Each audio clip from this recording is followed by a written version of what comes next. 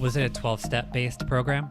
No, it wasn't a 12-step based program, although they did have classes. So it was, they offered a bunch of different, they offered courses in smart recovery, Dharma, 12-step courses. There's a couple of others too.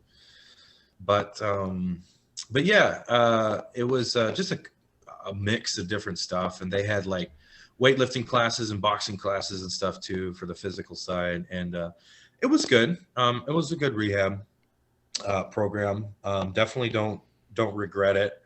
Um, I will say that because nobody got too deep into deconstructing insecurities and traumas and reasons why we start. It didn't do much, but it did get the ball rolling. So I did relapse pretty shortly after rehab in I think April and May, and went back in, just as hard as before. And then I met a buddy of mine who actually has a pretty successful ministry here in Tampa. It's called Sober Life. He was actually at the same job that I returned to the same job, and they gave me another shot, and I ended up actually doing phenomenally well. There was just a point that I reached that I was like, okay, I'm done. I'm done. I can't really explain it. God, the universe, whatever it is, I thank them, and I was just done, and I haven't picked up since. And honestly, it's been phenomenal. Still ups and downs, of course, just like ebbs and flows of life. But Of man, course. it's been really phenomenal. My mentor, I consider like a father figure. I don't have the best relationship with my biological parents, but in Tampa, I met him when I first came down. You hang on to that relationship because man, this guy is just a rock. He's never struggled with substances himself. Now he's been a constant a rock in my life too. So I will say that the reason I'm sober is because I was fortunate and lucky enough to have the opportunity to build a solid community around myself. Yes, that's the most important thing is community. I often say like we will find our own way, hopefully, to recovery when we reach that point that you were talking about where you're just done. So there are many paths to recovery. We find our own ways, but I think one constant is that community and surrounding yourself with like-minded people and those who have the same goals in mind. So I think that I couldn't agree more that community is the key for sure. Yeah, no, it's huge. It's the reason why AA works. It's the reason why rehabs tend to help. It's the reason why. I mean, it's the background of recovery, in my opinion. Yeah. So when you went back out for those few months during your relapse, was it, I hear a lot, especially folks who have participated in an inpatient treatment program, that all that's going through your head is everything you've learned in rehab, and it's hard to have, what do they say? There's a saying about like recovery in your head and whiskey in your stomach, or something along the lines, where it's hard not to focus on things you've learned in rehab, but getting wasted at the same time. Did you have that experience? Definitely. Yeah. Definitely. It was very uncomfortable because it was like, oh my God, I need to go get drunk. And then Yeah. at the same time, it's like you're still working through the fact that you're still insecure about your appearance 28 years into life. Yeah. But yeah, no, so rehab was super helpful in that it introduced, the information that, because when we numb ourselves with substances, we forget that we have insecurities, that we have trauma that we haven't dealt with, that we really don't like ourselves. And so that's a trauma in and of itself, For the fact that sure. I don't like myself. I feel bad about not liking myself. And so it's this cycle. And then what do we do as addicts? We go to the source of numbness that we are comfortable with. You know, I write a little bit about sobriety. I have a little blog that I write, but one of the things I wrote recently that um, just sort of came out was we are we are aware that we are destroying ourselves, but at least we are in control of that destruction, so Mm, we're comfortable with it. I don't know if yes. that resonates with you or not, but to me it made a lot of sense. But Yeah, I hear that. control. I've spoken to a few individuals who have struggled with eating disorders as well as substance abuse, and that was one thing that sort of blurred the lines with their addiction is, especially if it were bulimia, you have the control over this sort of binging and purging. And while your life may be spiraling out of control around you, this is like the one thing that we can grasp onto and that we can control, which is just, with a clear mind and looking back on things, seems crazy. But when we're in the thick of it, it makes so Mm, much sense, right? makes a lot of sense to me. Yeah. Well, great segue, because I definitely wanted to talk about your blog, Coffee and Sobriety, right? Yeah. So, what sort of kickstarted this idea, and talk to us a little about the site and sort of what your goals are with Coffee and Sobriety? I have found as a recovering alcoholic who has recovered to a point where I have a steady job, I've got a girlfriend, I've got two dogs, we've got an apartment, so life is busy. Yeah. And I really love the idea of sponsoring and helping others achieve sobriety. But the problem is, of course, is really carving out the time.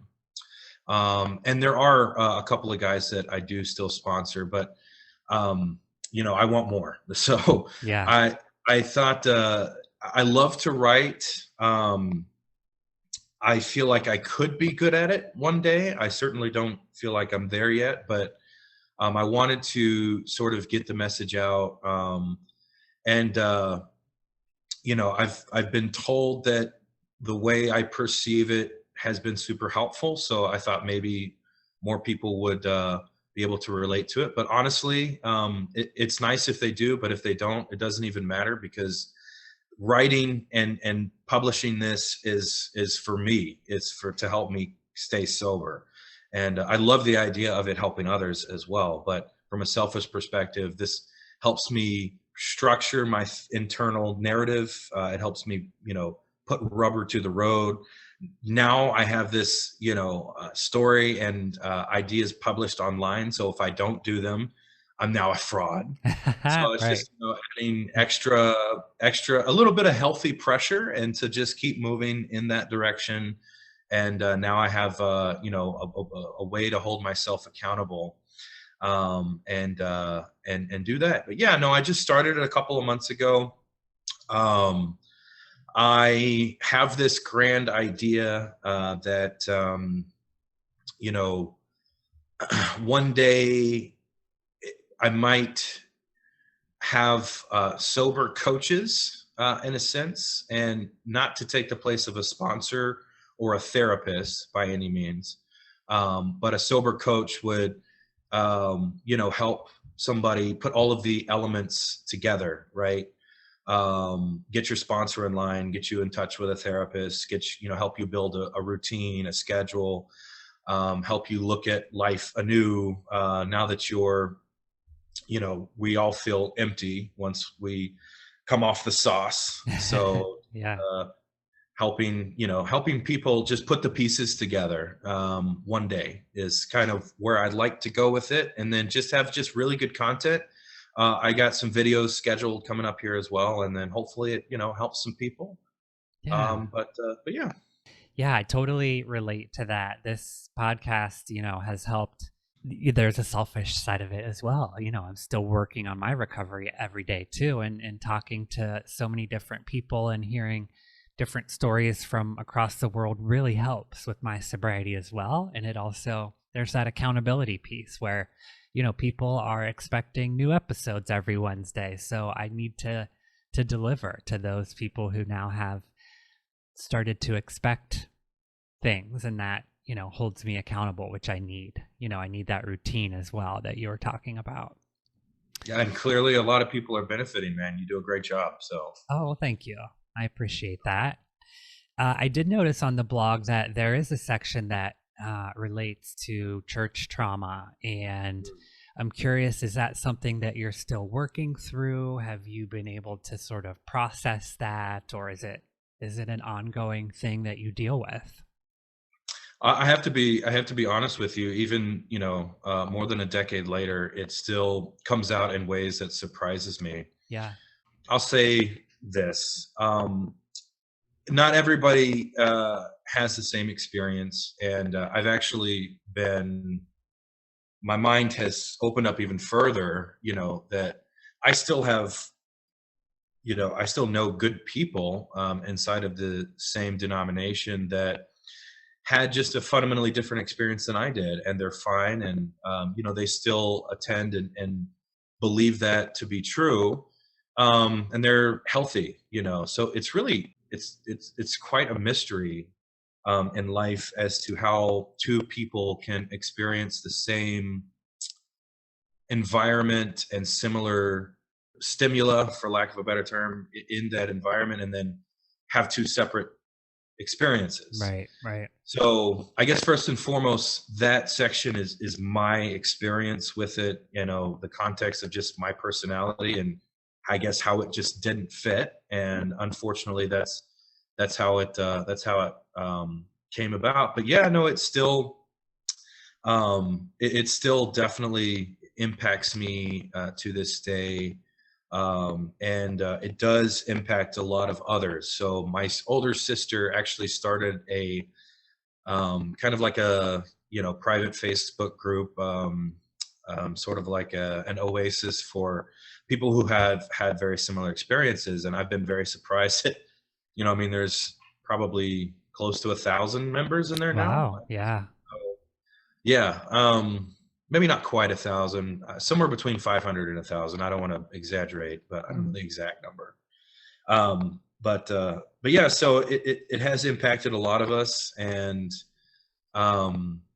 sort of a fundamentalist approach to life is,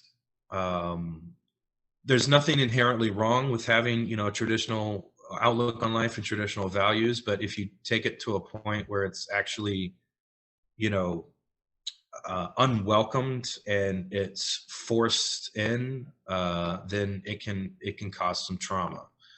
So, but yeah, it's been it still shows up in ways that surprise me. Of course. But Yeah. Zach, what are some words of wisdom or some advice that we can offer some listeners who are perhaps early in recovery or maybe struggling with a relapse? I know you have experience with. What are some encouraging words we can offer them today? yeah, so I think a really important one is, for some reason, at least my perspective was like, relapsing is the worst possible thing that can happen Yeah. for an addict. And if you currently have relapsed or you feel like you might, try not to, stay strong. But if you do, it's not the end of the world. Yeah. I think 40 to 60% of new recovering people, they have at least one relapse. And yeah, it's nice to say, oh, I've been sober for 5 or 6 years, but even if you've been sober for a couple of days following a relapse, that's awesome. I mean, just get up and try again. Right. It doesn't mean it's the end of the world. You're okay. You're accepted, you are loved, and we want you to succeed in this. So, just pick yourself up, dust yourself up, try again. And then I will say also that someone who's new in recovery, they're going to start feeling things again for the first time. And it's important to be brave and not run away from those emotions. It's important to lean into them without, going too far to the one side. Obviously, there's balance to the equation, but invite those feelings in for a cup of coffee, right? Have a Yes. conversation with them. Try to separate yourself from the trauma and look at it from like the way a scientist would look at an experiment. Of course, with empathy and love, not just as a numbers thing, but that act of separation has really impacted my ability to sort of walk through things with myself. And then if you have a therapist, of course, really it helps to walk through that with them. But lean into it a little bit. Don't shy away from it. Feel whatever it is that you need to feel, and don't act like it doesn't exist. The reason it still persists is because it has something to teach you, right? It hasn't left you alone yet, because you still have something to learn from it. At least that's the perspective that I take, that has helped me quite a bit. Yeah, very well said. So true. Zach, thank you so much for your time today. Coffeeandsobriety.com is the blog. We will link everything in today's show notes. Enjoy your Sunday, my friend. Thanks so much, Zach. Thank you. Awesome. Thank you so much. You too. Thank you so much for listening today, friends. Hopefully you heard something that resonates with you. And if we help just one person, our job is done. Make sure you check today's show notes for all the information discussed in the episode and how to connect with our guest. And as always, check us out at thesobrietydiaries.com, youtube.com/Nate Kelly, and on Instagram at the Sobriety Diaries Pod. Please head over to Apple Podcasts and rate and review the show, friends. It truly helps other people to find the show, and in turn, we can help more people. Until next Wednesday, try your best not to drink and be good to yourselves. Bye, everyone.